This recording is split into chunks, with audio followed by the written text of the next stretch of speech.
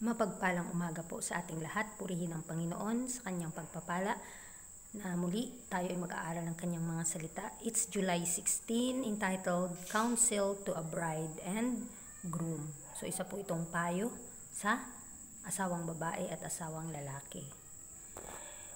Therefore shall a man leave his father and his mother and shall cleave unto his wife, and they shall be one flesh. Genesis 2 verse 24. You, my children, have given your hearts to one another. Unitedly give them wholly, unreservedly to God. In your married life, seek to elevate one another. Do not come down to common, cheap talk and actions. Show the high and elevating principles of your holy faith in your everyday conversations and in the most private walk of life.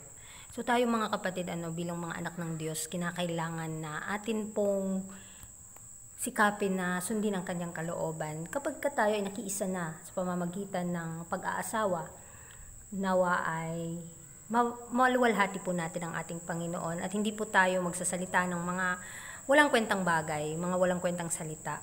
At nawa ay makita natin yung pananampalataya o ang ating sa pang-araw-araw, mabuild po natin ito sa ating mga conversation, sa ating mga private walk, sa ating buhay. Nawa ay may pakita natin ang kagalakan at kaluwalhatian ng Panginoon. Be ever careful and tender of the feelings of one another. Do not either of you, for even the first time, allow a playful, bantering, joking, censuring of one another. These things are dangerous. The wound may be concealed. Nevertheless, the wound exists and peace is being sacrificed and happiness endangered. So mag-ingat po tayo. Mag-ingat tayo sa ating nararamdaman sa bawat isa na hindi ito mapasukan ng kaaway. Huwag po tayong magdepende dito dahil paulit-ulit lamang po ito. At huwag nawa nating i-allow yung paglalaro-laro sa mga joking, bantering sa isa't isa. Kasi maraming baka makasakit po tayo ng damdamin at ang mga bagay na ito ay napakadelikado. Nakakasugat po ito ng nararamdaman. At kinakailangan na sakripisyo po natin ang ating mga sarili upang magkaroon po tayo ng peace of mind sa Panginoon. My son, guard yourself and in no case manifest the least disposition savoring of a dictatorial, overbearing spirit. It will pay to watch your words before speaking. This is easier than to take them back or efface their impression afterward. Ever speak kindly, do not throw into the tones of your voice that which will be taken by others as irritability.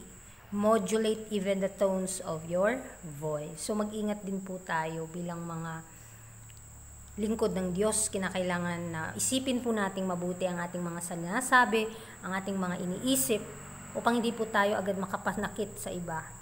Nawa ay makasalita po tayo ng kabaitan sa mga tao kahit sa tono ng ating boses.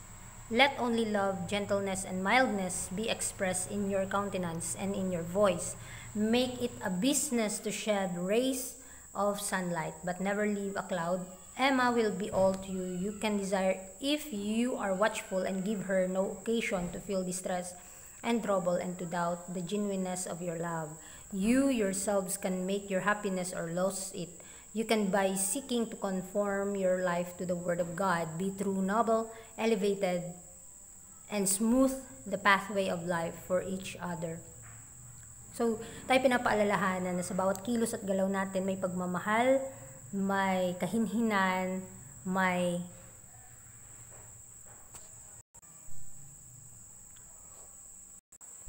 kababaan, especially yung boses natin. At gawin nating business sa ating buhay, yung liwanag na naghahari sa ating mga puso. At huwag nating iiwan na punong-puno ito ng kaguluhan.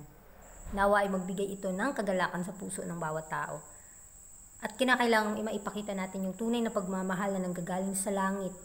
Sa ating mga sarili, patunayan natin na huwag nating sasayangin ang pag-ibig ng Panginoon. Ipagkaloob din po natin ito sa iba. Upang makita nila na ang ating buhay na kasang-ayon sa salita ng Diyos, ito'y tunay at hindi nagbabago. Ito yung daan patungo sa buhay sa bawat isa sa atin. Yield to each other. Edson, yield your judgment sometimes. Do not be persistent, even if your course appears just right to yourself. You must be yielding, forbearing, kind, tender-hearted, pitiful, courteous, ever keeping fresh the little courtesies of life, the tender act, the tender, cheerful, encouraging words, and may the best of heaven's blessings rest upon you both, my dear children, is the prayer of your mother. So ito yung panalangin ng bawat magulang. Kinakailangan na sa bawat isa sa atin ay maging mapagbantay sa ating mga judgment, magsalita po tayo na naayon sa tama at kalugod-lugod sa harap ng Panginoon. May pagmamahal tayo at kabaitan na lumalabas sa ating mga bibig para ating maalagaan at ma-keep fresh the little courtesies and tender act. Na maipakita natin yung kagalakan sa puso, mga kasigasigan ng mga salita, magbigay ng kasiglahan sa bawat isa, at ang pagpapala na nanggagaling sa langit ay ipagkakaloob sa bawat isa sa atin. Ito yung paalala at gabay ng Panginoon sa atin. So sa ating pag-aaral ngayong umaga, ito po ay isang payo sa mag-asawa, hindi lang sa mag-asawa kundi sa mga kabataan, sa ating mga kapanahunan ngayon. Kinakailangan na maging mapagbantay na po tayo sa lahat ng ating mga gagawin upang ang Panginoon, yung libu-libong mga anghel ay maghari sa ating mga tahanan. Muli, maraming salamat sa inyong pakikinig at magandang umaga, and God bless.